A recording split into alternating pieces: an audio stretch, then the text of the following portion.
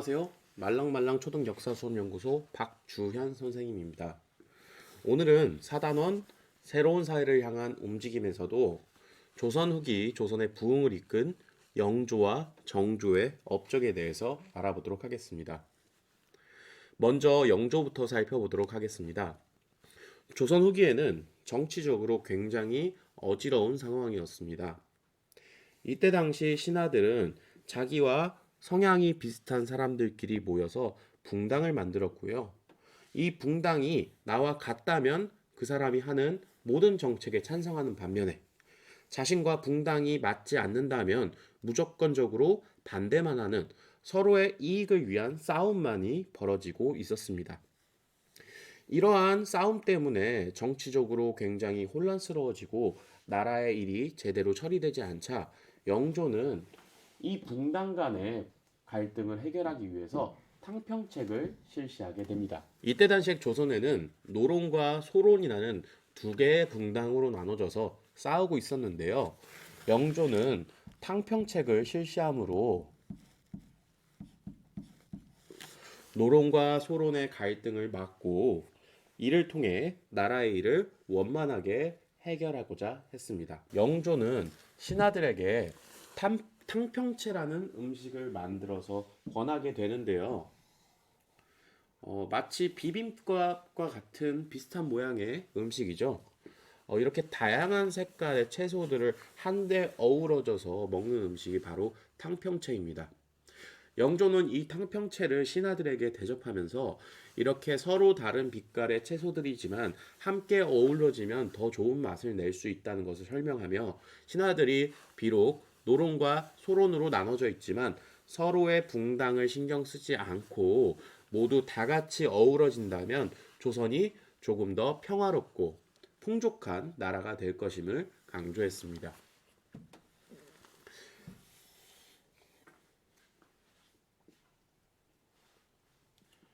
또 영조는 탕평비라는 비석을 세우기도 했는데요. 탕평비 안에 내용을 살펴보면 사람을 사귈 때 편을 가르면서 사귀는 것은 소인배나 하는 짓이다. 여러 사람을 두루두루 사귀어야지만 비로소 군자라고 할 수 있다라는 내용이 들어 있습니다. 따라서 신하들도 노론과 소론으로 나누어져서 자신의 붕당에 들어있는 사람들과만 친하게 지내지 말고 서로 다른 붕당까지도 친하게 지내라라는 내용이 들어 있습니다. 자, 탕평책을 실시해서 조선 사회가 조금씩 안정적으로 변하자 영조는 백성들을 위한 정치를 시작하는데요. 그것이 바로 균역법입니다.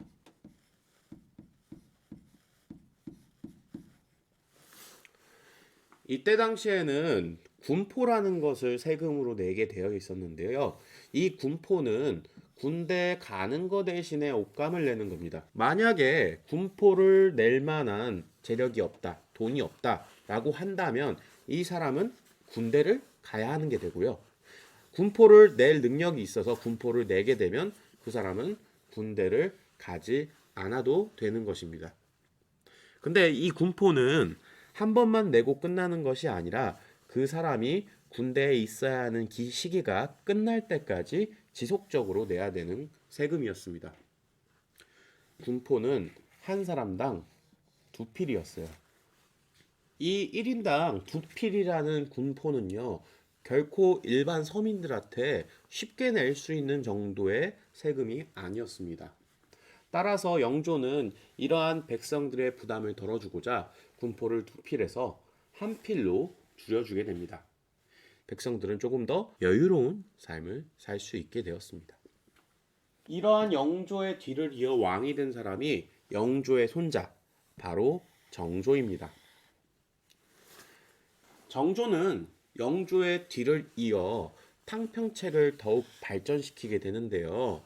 이전에 영조가 펼쳤던 탕평책은 분명한 한계가 정해져 있습니다.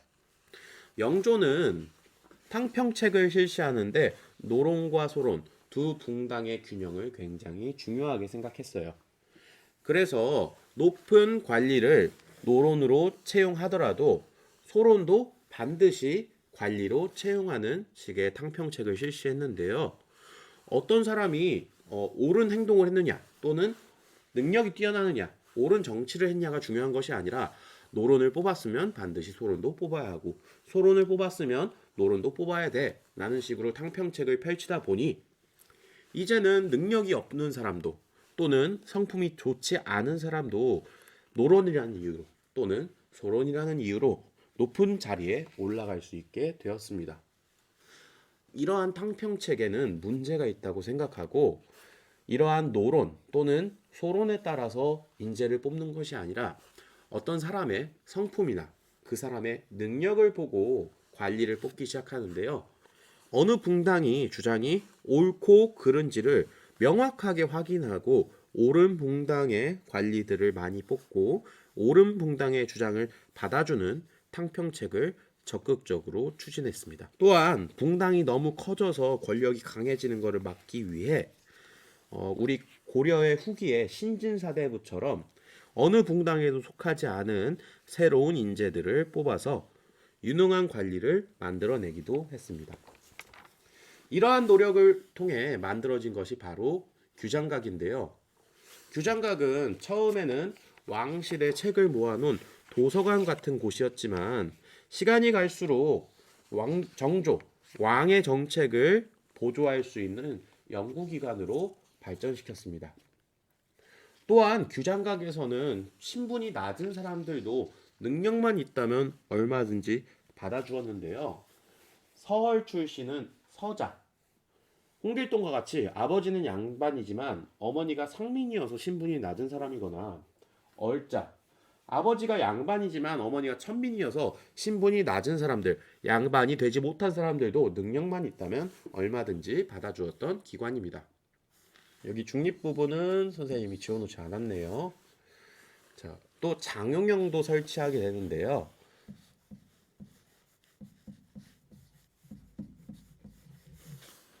장용영은 정조의 칭일 부대로요. 정조가 스스로 얼마든지 운영할 수 있는 군사 기구였습니다. 정조는 왕이 된 초기에 많은 반란과 심지어는 암살의 위기도 겪게 되는데요.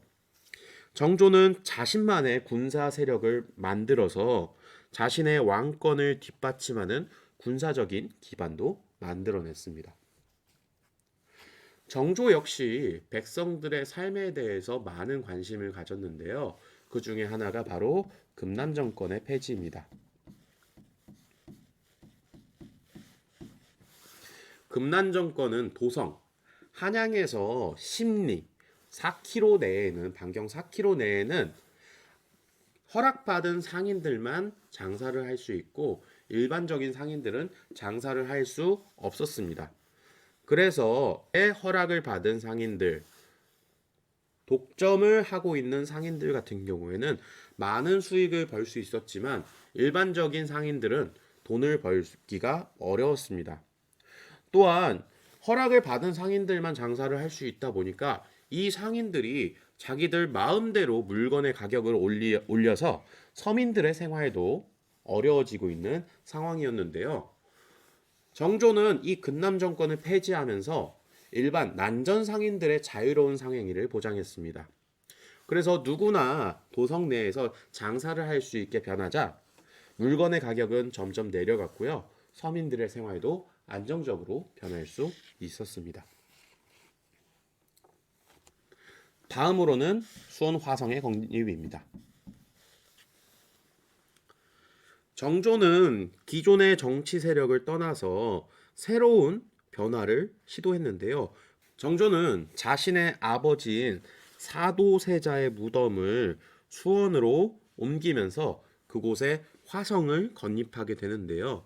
화성을 세우며 이를 통해 군사적, 정치적으로 또 상업적으로 새로운 중심지를 만들고자 했습니다. 이를 통해 정조는 자신의 새로운 정치를 위한 생각을 상징하는 도시를 만들고자 했습니다. 또 정조가 화성으로 갈 때 백성들이 몰려들어 자신들의 어려움과 하소연을 이야기했는데요. 이게 바로 1학기 때 배웠던 조선의 인권을 위한 노력, 격쟁이라고 할 수 있겠네요.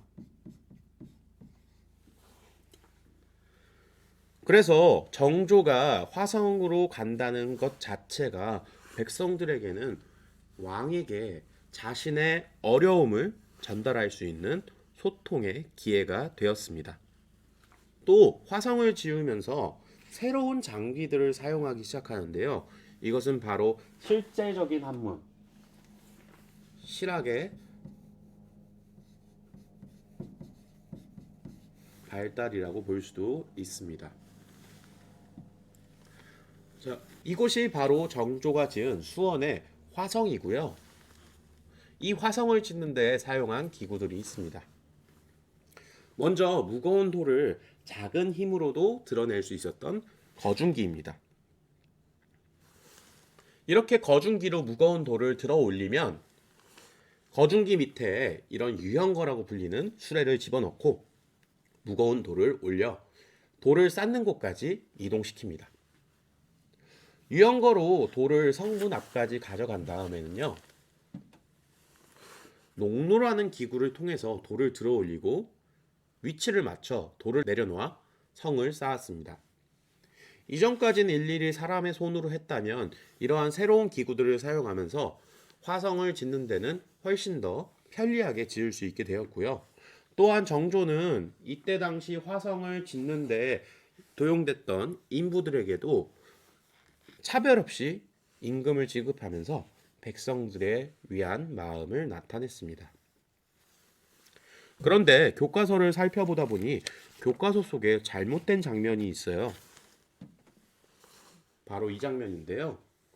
지금 보면 아까 선생님이 거중기는 무거운 돌을 들어 올리는 기구라고 했었습니다. 그런데 지금 보면 그림 속에서는 거중기를 단순히 무거운 돌을 들어 올리는 것뿐만 아니라 무거운 돌을 지금 옆으로 옮기려고 하고 있어요. 하지만 거중기의 구조상 무거운 돌을 위로 들 수는 있어도 좌우로 옮길 수는 없는 구조였습니다.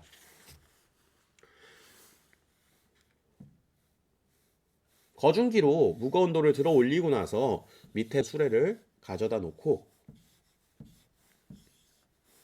이 수레 위에 돌을 올려서 농로가 있는 곳까지 이동하는 거예요. 그리고 농로를 이용해서 돌을 들어 올린 다음에 좌, 우, 앞, 뒤로 돌을 이동하면서 쌓는 방식이었습니다. 그래서 교과서에서 이렇게 거중기에서 직접 돌을 옮기는 것처럼 그려져 있다는 것은 교과서에서 잘못된 부분이라고 알 수 있겠죠. 자, 여기까지 조선 후기, 조선의 부흥기를 이끈 영조와 정조의 업적에 대해서 알아보았습니다.